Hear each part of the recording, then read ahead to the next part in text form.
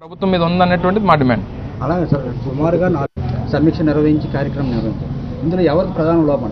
ఆబ్వియస్గా ఎప్పుడు కూడా పెద్ద ఇన్సిడెంట్స్, పెద్ద ఈవెంట్స్ ఉన్నప్పుడు చందనోత్సవం అనేటువంటిది సంవత్సరానికి ఒకసారి జరుగుతుంది.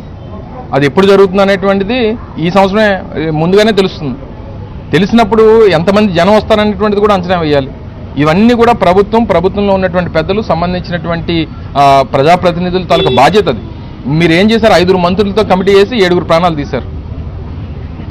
సో మనం ఏం చేసామనేటువంటిది ఇంపార్టెంట్ తప్ప నువ్వు ఎంతమందితో కమిటీ చేసావు, ఎంతమంది ఎన్నిసార్లు వచ్చావు, ఎన్నిసార్లు పోయావు అనేటువంటి కాదు. నువ్వు వచ్చిన రిజల్ట్ ఏంటి అనేటువంటిది ఇంపార్టెంట్. ఈ రిజల్ట్ ఏంటంటే 7 ప్రాణాలు గాల్లో కలిసిపోయి. సో ఇవన్నీ ఇది రాజకీయం మాట్లాడేటువంటి సమయం కాదు, కానీ తప్పట్లేదు. సో ఏదేమైనా రాష్ట్రంలో ఉన్నటువంటి హిందువులు వాళ్ళ తాలూకా భక్తులకి సంబంధించినటువంటి మ్యాటర్ ఇది. రేపు పొద్దున మళ్ళీ 2027లో పుష్కరాలు ఉన్నాయి. రేపు పుష్కరాలకు వెళ్ళాలంటే భయపడేటువంటి పరిస్థితి తీసుకొచ్చారు. ఇప్పుడు 12 సంవత్సరాలకు ఒకసారి వస్తుంది పుష్కరాలు. అందరూ వెళ్ళి కోట్లాది మంది వెళ్ళి ఆ గోదావరి పుష్కరాల్లో నీటి మునిగితే పాపాలు పోతాయని చెప్పని అనుకుంటారు. ఈరోజు మేము వెళ్ళాలా లేదా అనేటువంటి పరిస్థితి తీసుకొని వచ్చింది ప్రభుత్వం.